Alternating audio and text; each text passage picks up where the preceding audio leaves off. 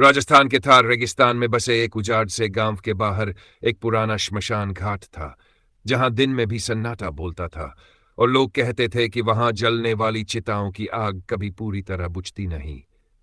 उसी गांव में अर्जुन नाम का एक युवक रहता था, जो भूत प्रेत की बातों पर विश्वास नहीं करता था।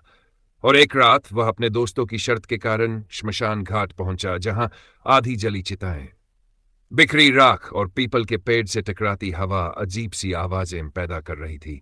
तभी अचानक उसे लगा जैसे किसी ने उसका नाम लिया हो, लेकिन पीछे मुड़कर देखने पर वहां कोई नहीं था। वह आगे बढ़ा तो देखा कि एक पुरानी चिता अपने आप जल उठी और उसकी आग नीले रंग की थी, जिससे धुआं ऊपर नहीं बल्कि जमीन के अंदर जा रहा था। तभी एक औरत की धीमी हंसी गूंजी और अर्जुन का शरीर डर से सुन्न हो गया, क्योंकि उस हंसी में दर्द और गुस्सा दोनों थे। अचानक उसके सामने लाल घाघरा पहने एक औरत प्रकट हुई, जिसके बाल बिखरे थे और चेहरा जला हुआ था, लेकिन आंखें बिल्कुल साफ और चमकदार थीं। वह औरत बोली कि इस श्मशान घाट में हर राख की एक कहानी है और हर कहानी किसी न किसी गुनहगार से इंसाफ मांगती है। अर्जुन भागना चाहता था, लेकिन उसके पैर जमीन में धंसने लगे और उसे लगा जैसे चारों तरफ से किसी ने उसे घेर लिया हो।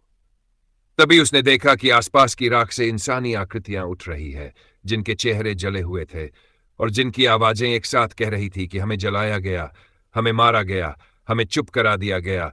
अर्जुन चीख पड़ा और बोला कि उसका इन सब से कोई लेना देना नहीं।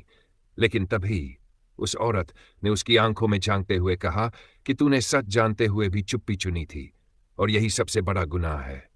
अचानक श्मशान घाट की जमीन फटने लगी, बुझी चिताएं जल उठीं और नीली आग के बीच अर्जुन को अपने किए हुए हर गलत फैसले की तस्वीरें दिखने लगीं।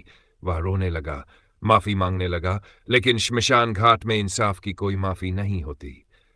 अगली सुबह गांव वालों ने देखा कि श्मशान घाट में एक नई चिता जल चुकी थी और उसके पास किसी के पैरों के निशान नहीं थे।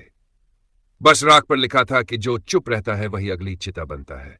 और आज भी कहा जाता है कि राजस्थान के उस श्मशान घाट में रात को अगर कोई जाता है तो नीली आग के बीच एक आवाज जरूर सुनाई देती है, जो कहती है, सच बोलो वरना श्मशान तुम्हारा इंतजार कर रहा है।